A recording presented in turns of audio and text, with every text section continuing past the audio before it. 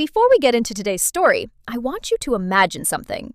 Imagine leaving your 4 children behind for 5 years, missing birthdays, missing milestones, and forcing your older kids to practically raise the younger ones. Then one day, after your relationship falls apart, you show up and demand your old bedroom back. Would you expect a warm welcome? Because that's exactly what happened in today's Reddit story. And somehow, the entitlement only gets worse from there. So today's story comes from a 20-year-old woman who says her mother is trying to move back into the family home after her boyfriend finally broke up with her. To understand why this is such a problem, we need to go back a few years. Back in 2020, OP's mom was married to OP's stepdad. Technically, he's her stepdad, but OP makes it very clear that she considers him her real father. Her biological father was never really around, and this man raised her from the time she was a baby. He treated her as his own child and was the father figure she grew up with. Then, everything changed. According to OP, the marriage ended when her stepdad discovered that her mom had been texting another man. The divorce was messy, and the stepdad left that same night. OP says she doesn't blame him at all. He just discovered a major betrayal and needed time to process it. But despite everything that happened, he continued supporting the children and remained involved in their lives.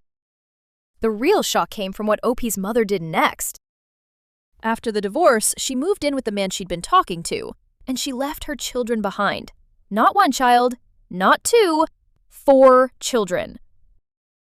According to OP, her mother essentially abandoned the household and moved several hours away to start a new life with her boyfriend. When she left, she reportedly told the kids, "There are more than enough of you to rely on each other." And honestly, that's one of those statements that gets worse the longer you think about it. Because most parents facing a difficult situation would be focused on making sure their children are okay. Instead, her solution was basically, you guys figure it out. From that point forward, OP and her older sibling had to step up and take care of the family. The older children became the responsible adults in the house, while their mother focused on her new relationship. According to OP, what hurt even more was watching her mother play an active parental role with her boyfriend's younger children, while largely ignoring her own. She says there were times when it felt like her mom barely acknowledged their existence. And whenever she did come back home, it usually wasn't to spend time with the family. It was often because she needed clothes, needed something from the house, or had gotten into another fight with her boyfriend. Then she'd leave again. OP also says her mother would tell them, "You'll understand when you're older and have children of your own." And that's one of the biggest themes in this story, because years later, that excuse comes back to haunt her. A few months ago, the relationship hit another rough patch. The boyfriend kicked OP's mother out. Again! And suddenly, after years of distance, she started talking about how important mothers are and how children need their moms. Interesting timing. Apparently, the kids didn't need a mom during the previous 5 years. But the moment she needed somewhere to go, family became very important again. That's when OP finally confronted her. She told her mother that they were older now, and despite what she'd promised, they still didn't understand. They still couldn't understand how a parent could walk away from their children like that. Honestly, that's probably the strongest moment in the entire story. For years, the mother's defense had been, "You'll understand when you're older." Well, now they're older, and they still don't understand. The conversation quickly turned into an argument. According to OP, her mother became angry and started saying things about her children that no parent should ever say. The argument ended with the mother staying at the grandparents' house while sending guilt-tripping messages to OP and her older sibling. The grandparents were apparently so fed up with the situation that they advised the kids to block her. But despite all the drama, she eventually went right back to the boyfriend. Again! At that point, OP's older sibling decided enough was enough. They pursued legal custody of the younger siblings and worked to secure ownership of the house. According to OP, the mother ultimately agreed and even admitted that she was an unfit parent. That detail is important. Remember it, because it becomes very relevant later. The custody situation was resolved, the house remained with the children, and for a while things seemed relatively stable. Then the boyfriend finally ended the relationship for good.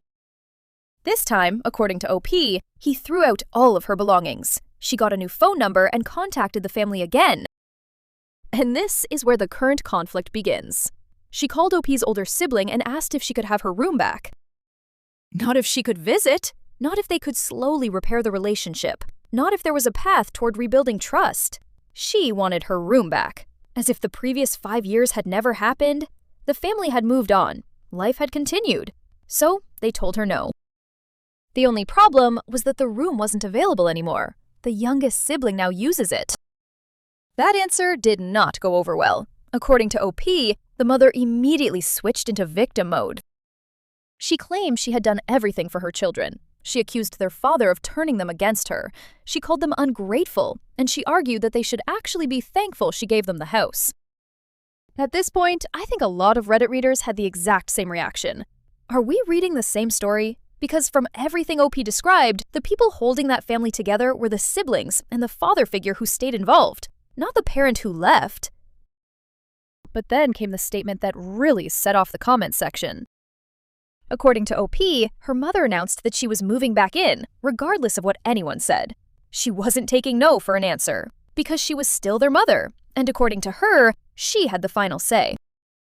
And there it is, the sentence that made Reddit collectively facepalm. Because, let's review.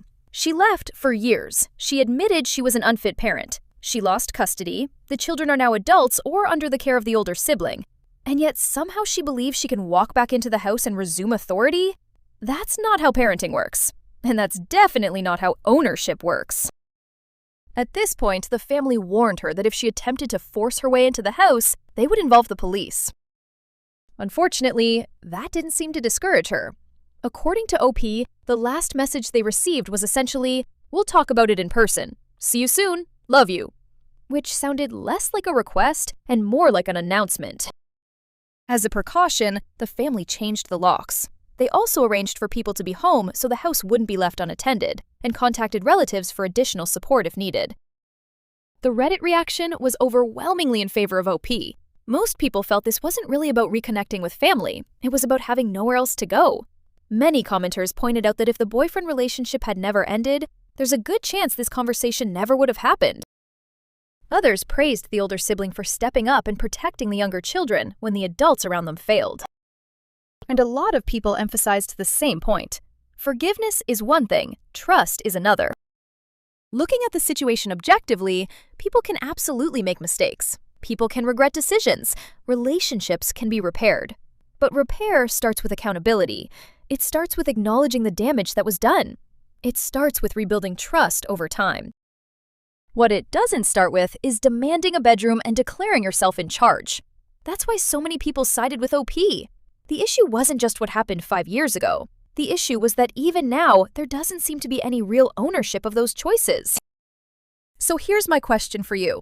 If a parent abandons their children for years, only comes back when they have nowhere else to go, and immediately starts making demands, should those children be expected to give them another chance?